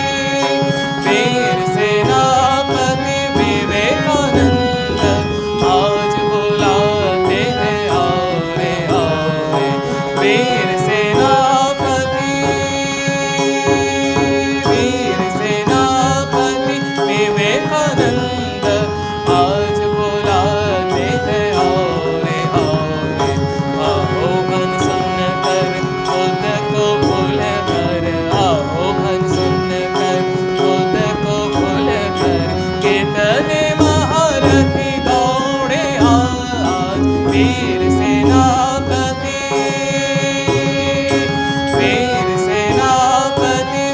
विवेकानंद वीर सेनापति विवेकानंद वीर सेनापति विवेकानंद आज बुलाते हैं आओ रे आओ रे।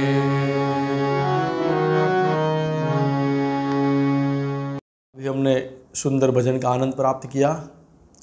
आइए अब हम पूज्यपाद स्वामी सुविज्ञान जी महाराज जी से प्रकृतिम परमाम, जो कि श्री माँ शारदा देवी के ऊपर श्रीमद स्वामी अभेदानंद जी महाराज ने स्तोत्र की रचना की है, उनकी हम व्याख्या सुने। पूज्य महाराज जी के बहुत सारे प्रवचन रामकृष्ण मिशन वडोदरा के ऊपर से प्रसारित किए जाते हैं। यूट्यूब चैनल के ऊपर भी बहुत सारे उनके प्रवचन हैं। आप सभी से विशेष अनुरोध है कि इस बार 26 दिसंबर को माँ की जन्म जयंती ऊपर महाराज ने जो प्रवचन दिया था उनको आप लोग ज़रूर सुने। बहुत ही महाराज ने सुंदर सुंदर घटनाएं हमें सुनाई थी, तो आप सभी से अनुरोध है उनको भी ज़रूर सुने। आइए पूज्य महाराज जी से हम प्रकृतिम परमाम के ऊपर व्याख्यान सुने।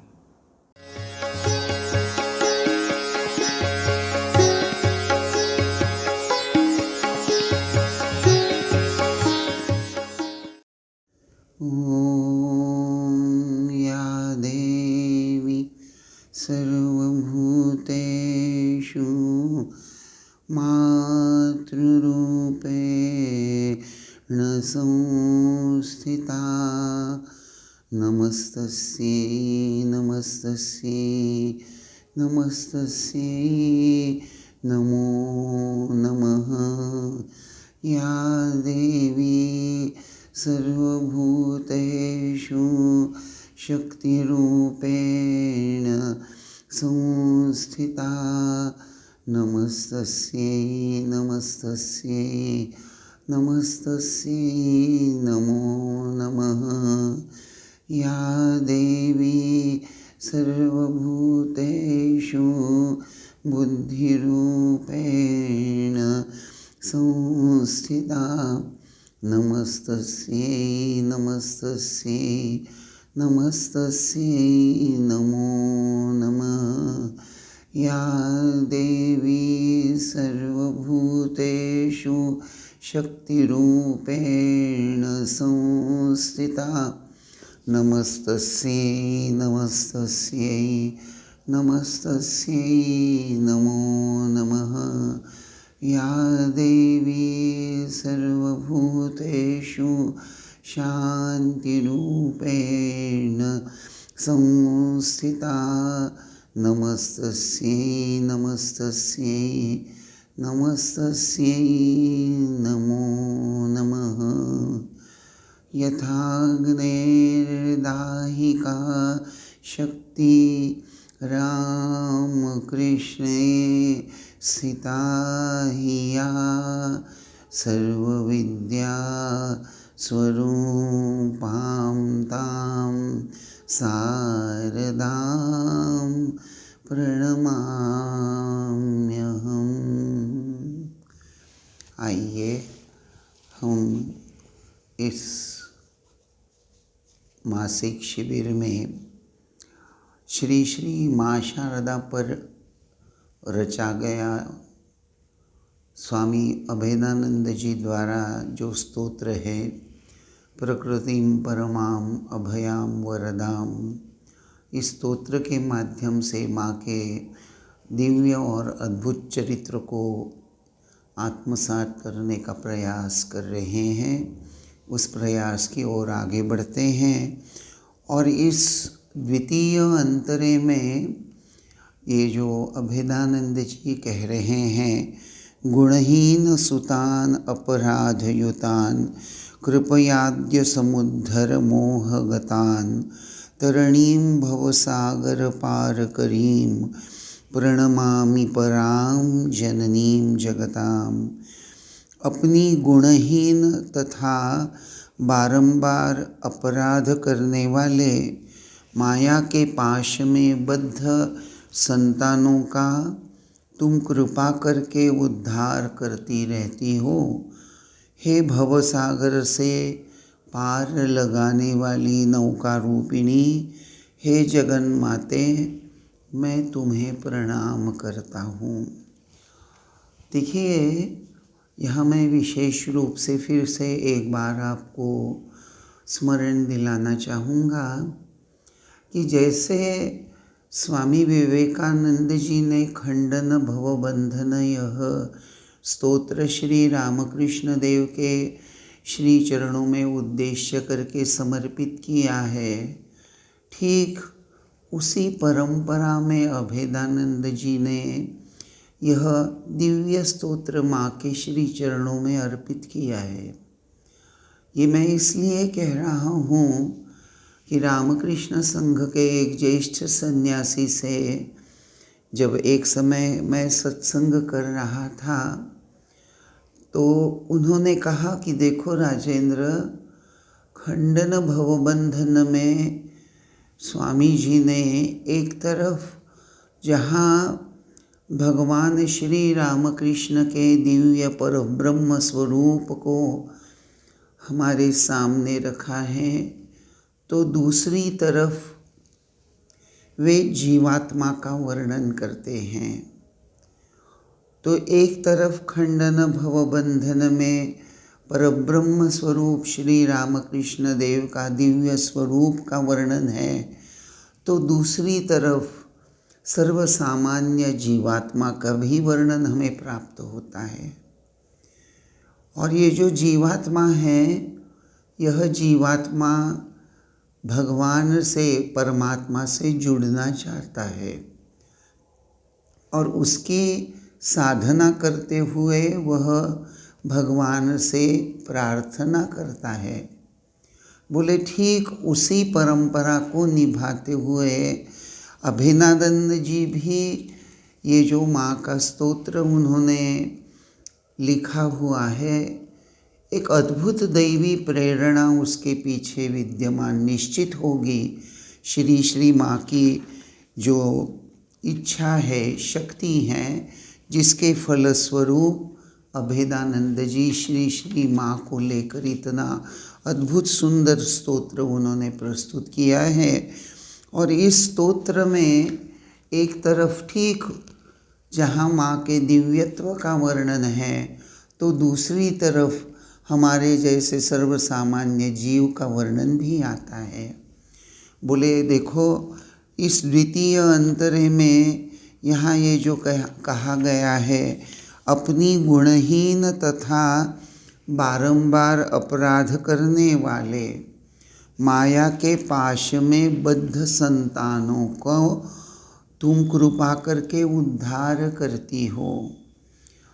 तो अर्थात श्री श्री माँ की यहाँ उद्धार शक्ति का वर्णन अभेदानंद जी कर रहे हैं कि श्री श्री माँ के चरणों में आश्रय अगर हम लेते हैं, प्रणमामि परां जननीं जगतां, हे जगन माते मैं तुम्हें प्रणाम करता हूँ।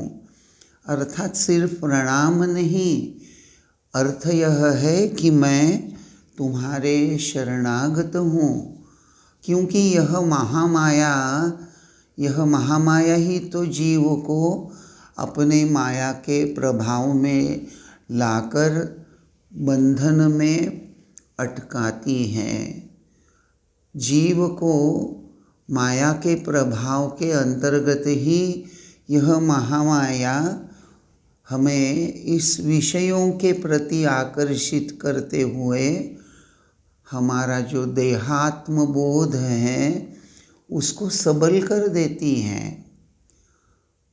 स्वामी अपूर्वानंद जी ने, जिन्होंने श्री श्री माँ का दिव्य चरित्र लिखा है वहाँ श्री श्री माँ के षडैश्वर्य का बड़ा सुंदर वर्णन उन्होंने किया है। षडैश्वर्य के रूप में वहाँ वे श्री माँ का दिव्य चरित्र गाते हुए कहते हैं कि श्री श्री माँ कैसी हैं, तो वह सेवामयी, स्नेहमयी, दयामयी, कृपामयी, भक्तिदायिनी, मुक्तिदायिनी है।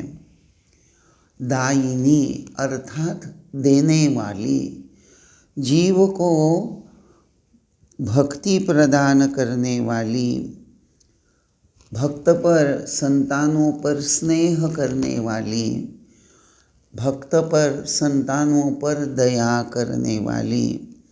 तो ऐसी यह सेवामयी माँ शारदा जो कृपा करके हमारे अंतःकरण में भक्ति का संचार करती हैं, जिसके फलस्वरूप हमारी अंतःकरण में भगवान के प्रति आसक्ति और संसार पर विरक्ति निर्मित होती है। और यही कारण है, इसके आधार से ही एक प्रकार से वह जीव को मुक्ति की ओर ले जाती हैं।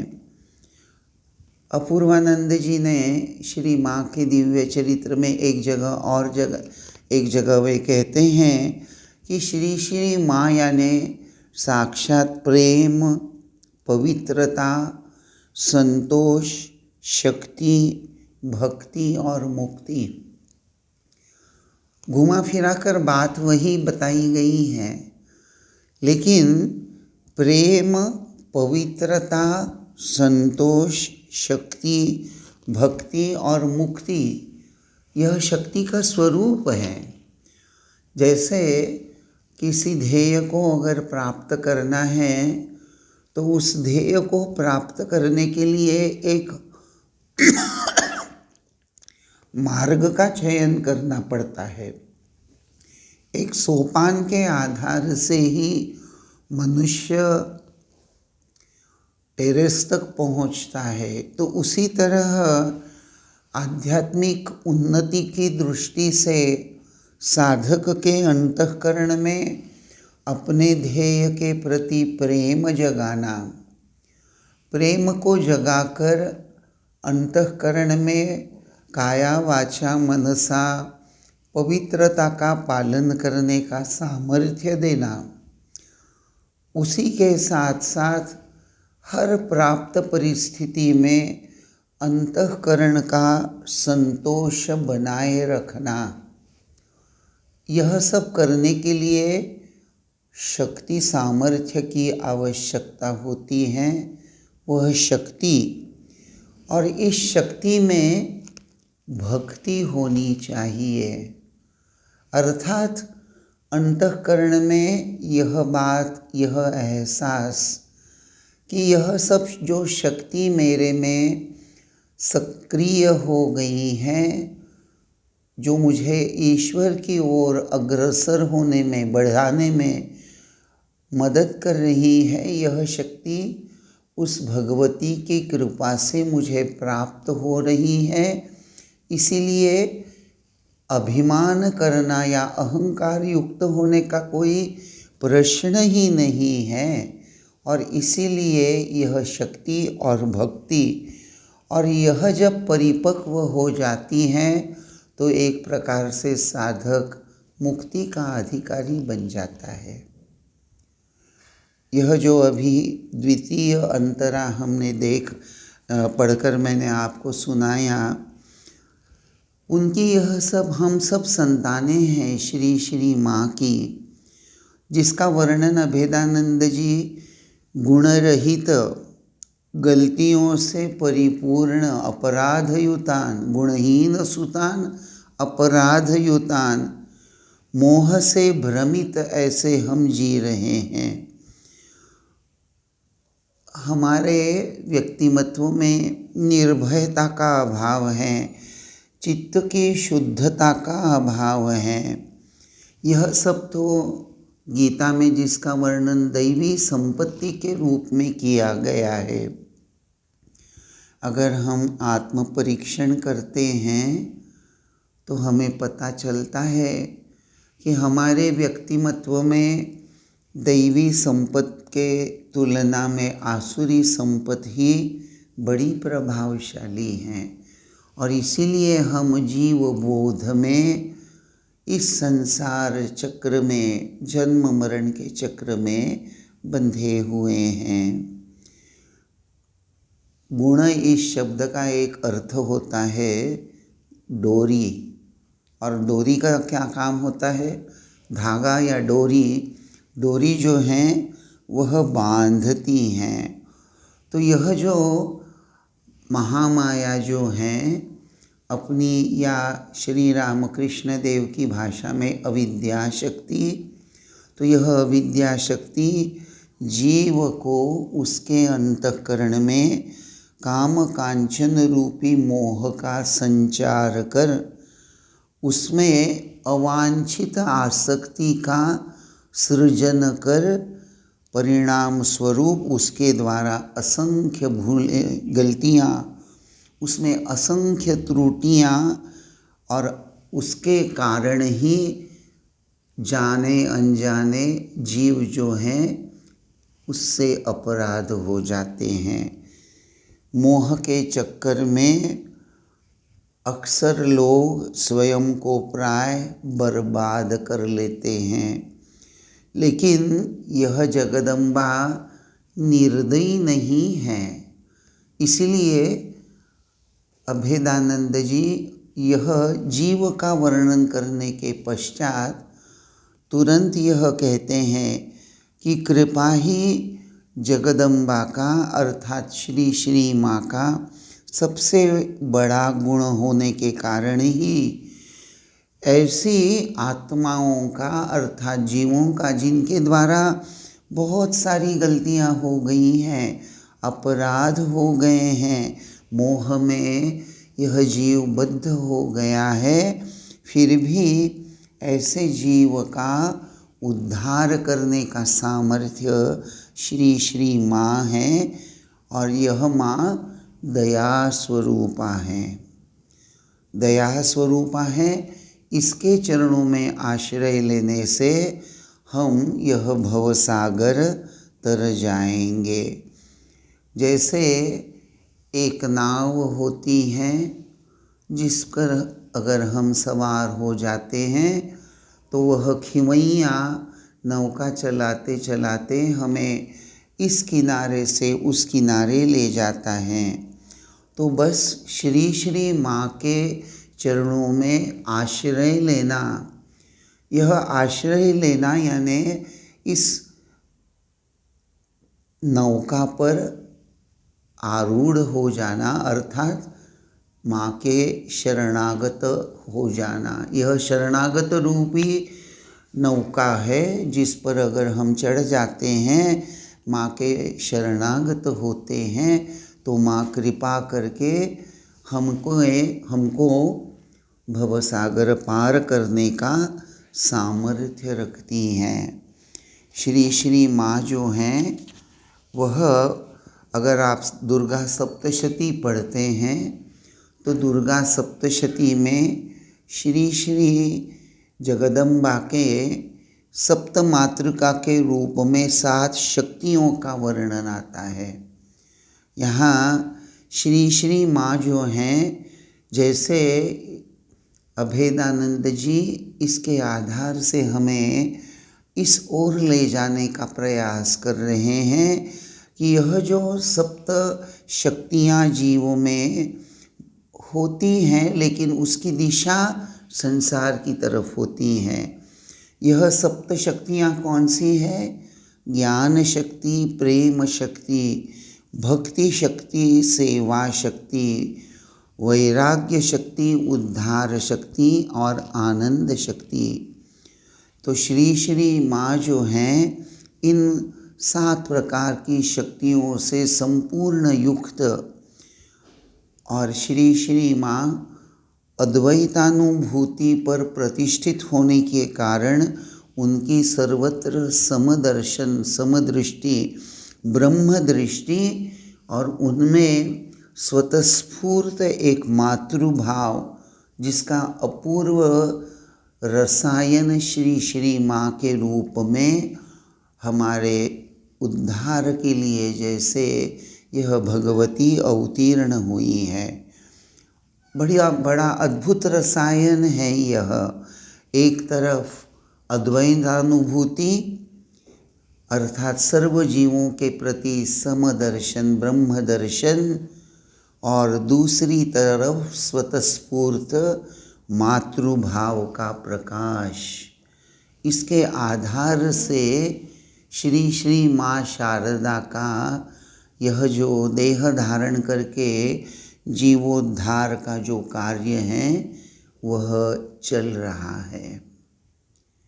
एक तरफ ब्रह्म दृष्टि, समदृष्टि, और इसीलिए एक बार बात करते हुए वार्तालाप के समय श्री श्री माँ बड़े स्पष्ट रूप से कहती हैं कि मैं जैसे अमजद की माँ हूँ वैसे मैं शरद की भी माँ हूँ। शरद अर्थात स्वामी शारदानंद जी।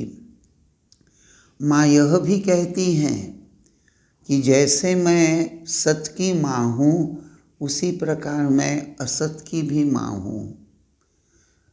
एक बार एक युवक श्री श्री माँ के पास आया जाया करता था उद्बोधन में। बाद में पता चला कि उसका चरित्र उतना अच्छा नहीं है। यह सब खबर पाने के पश्चात माँ को सभी ने कहा कि आप उस युवक को यहाँ आने से रोक दें। तो माँ ने कहा वो मैं नहीं रोक सकती। कोई अगर मुझे माँ कहकर पुकारता है, मैं माँ होकर कैसे एक अपने संतान को मेरे पास मत आना, ऐसा मैं कैसे कह सकती हूँ? मैं नहीं कह सकती। अर्थात श्री श्री माँ के पास आते आते वह युवक भी अच्छा ही हो गया, इसमें तो कोई संदेह नहीं। तो यहाँ अभेदानंद जी ये जो माँ का वर्णन करते हुए यह जो कहते हैं कि माया से प्रभावित यह जो जीव होता है, ये माया क्या है? वैसे नारद भक्ति सूत्र में भी नारद जी ने यह सवाल बड़े स्पष्ट रूप से उठाया है। वहाँ नारद जी नारद भक्ति सूत्र में कहते हैं कस्तरति कस्तरति मायाम। ये जो माया है, माया से कौन मुक्त हो जाता है, कौन माया से तर जाता है? अर्थात भवसागर पार होने की संभावना किसमें है? तो नारद भक्ति सूत्र में नारद जी कहते हैं यस संगात त्यजति यो महानुभावम सेवते यो निर्ममो भवति। जो आसक्ति का त्याग करता है, जो सत्पुरुषों की सेवा करता है, जो ममता रहित होता है, वही माया को पार कर सकता है। तो ये आसक्त रहित होना, ममता रहित होना, ममत्व रहित होना, क्या हम अपने शक्ति के बलबूते कर सकते हैं? असंभव। और इसीलिए श्री श्री माँ के चरणों में आश्रय लेकर हम उनकी कृपा से माया तर जाएंगे। आज बस यहीं तक। ओम शांति शांति शांति। हरि ओम तत्सत। श्री राम कृष्णार्पणमस्तु। अभी हमने महाराज जी से सुंदर आध्यात्मिक बातें सुनी और इसी के साथ आज इस शिविर को हम यहीं पर समापन करने जा रहे हैं। आज की शिविर में जिन वरिष्ठ और विद्वान सन्यासियों ने हमें मार्गदर्शन दिया, हमें भजन का आनंद प्राप्त करवाया, उन सभी के चरणों में मैं रामकृष्ण मिशन वडोदरा की ओर से और सभी भक्तजनों की ओर से प्रणाम निवेदन करता हूँ, उनसे प्रार्थना करता हूँ कि आगे भी उनकी कृपा, उनके आशीष, उनका मार्गदर्शन हमें प्राप्त होता रहे। और साथ ही भगवान श्री रामकृष्ण देव, माँ शारदा देवी और स्वामी विवेकानंद के चरणों में भी हम प्रार्थना करते हैं कि हम हमेशा उनकी ओर आगे बढ़े, उनको ही अपना जीवन का सहारा बनाए, उनको ही हमारे जीवन का एक ध्रुव तारा बनाए और उनके ही सहारे हम अपना जीवन, अपना आध्यात्मिक साधना में अग्रसर होए। भगवान की कृपा तो हम पर बनी हुई है और आगे भी बनी रहेगी। एक महाराज ने बहुत ही सुंदर बात कही थी कि हम साधकों के लिए मन की एकाग्रता नहीं है, हमारे लिए मनोनाश है। जब हम साधना करने बैठते हैं तो मन को एकाग्र करने का प्रयास करते हैं और कभी सफल होते हैं, कभी विफल होते हैं। पर हमको मन की एकाग्रता नहीं चाहिए, हमको मन का नाश करना है, हमको अपना अस्तित्व मिटा देना है। जब हम ध्यान में बैठे तो ईश्वर में हमको अपने आप को समा देना है, अपने आप को भूल जाना है, अपना अस्तित्व पूर्ण कर देना है। बस उनको ही सब ओर देखना है, सब में देखना है और उनका ही पूरा अनुभव हमें प्राप्त करना है, तो कोई समस्या ही नहीं होगी। हम जहाँ भी रहे, जैसे भी रहे, जो भी कार्य में रहे, बस भगवान से प्रार्थना है कि उनका नाम जप, उनका स्मरण हमसे छूटे नहीं, वो चलता रहे। और एक बार ये यदि अभ्यास हो गया, एक बार यदि हमारे जीवन में ये धारा प्रवाहित हो गई, तो फिर हम कहीं भी रहे, किसी भी परिस्थिति में रहे, जो भी कार्य हो, हमें कोई कठिनाई होगी, क्योंकि भगवान का नाम, भगवान की स्मृति हमें हमेशा शक्ति देती रहेगी, मार्गदर्शन करता रहेगी। इसलिए हमें सदा सर्वदा यही प्रयत्न करना है कि हम भगवान का नाम स्मरण करते रहे, उनका अनुभव प्राप्त कर रहे और अपने आप को भगवान में समाहित करते रहे। आज की इस शिविर को हम यहीं पर समाप्त कर रहे हैं। आप सभी के अंदर जो ईश्वर विद्यमान है उनको भी मैं प्रणाम करता हूँ और आपसे निवेदन करता हूँ कि आगे भी हमारी जो शिविर है उनमें आप अपने अन्य साथियों को भी लाइए, उनको इसमें जोड़ने के लिए आप एक प्रेरणा दें, ताकि ये आध्यात्मिक मार्गदर्शन सब तक पहुँचे, सब इसका लाभ प्राप्त कर सकें। अभी आज ही रामकृष्ण मठ और रामकृष्ण मिशन के उपाध्यक्ष परम पूज्य स्वामी गौतमानंद जी महाराज का गुजरात में आगमन हो रहा है। पूज्य महाराज जी 2 तारीख से लेके 5 तारीख तक श्री रामकृष्ण आश्रम राजकोट में भक्तों को दर्शन देंगे, भक्तों पर कृपा करेंगे। और 6 तारीख से लेके 11 तारीख तक पूज्य महाराज का वडोदरा में स्थान रहेगा, यहाँ भी आप दर्शन के लिए आ सकते हैं। 8 तारीख शाम को महाराज हमें आध्यात्मिक मार्गदर्शन देंगे, उनमें भी आप जुड़ सकते हैं, उनमें भी आप आ सकते हैं। और बाकी के दिनों में भी महाराज का प्रणाम का आप लोग लाभ ले सकते हैं। हमारे आश्रम का संपर्क नंबर आपके पास है, उनसे महाराज का कार्यक्रम आप जान सकते हैं, या आपको व्हाट्सएप के द्वारा भी कार्यक्रम की पूरी जानकारी दी जाएगी। तो इसी के साथ हम आज की शिविर को समाप्त कर रहे हैं। हमारी अगली शिविर 6 फरवरी को होगी। इसमें आप सभी अपने इष्ट मित्रों के साथ सम्मिलित हो, ऐसी हम प्रार्थना करते हैं। और इसी के साथ हम इस शिविर को यहाँ पर समाप्त करते हैं। ओम शांति शांति शांति। हरि ओम तत्सत। श्री राम कृष्णार्पणमस्तु। जय श्री गुरु महाराज जी की जय। जय श्री महामाई की जय। जय श्री स्वामी जी महाराज जी की जय। जय श्री द्वारकानाथ सोमनाथ जी की जय। जय श्री नर्मदा माई की जय।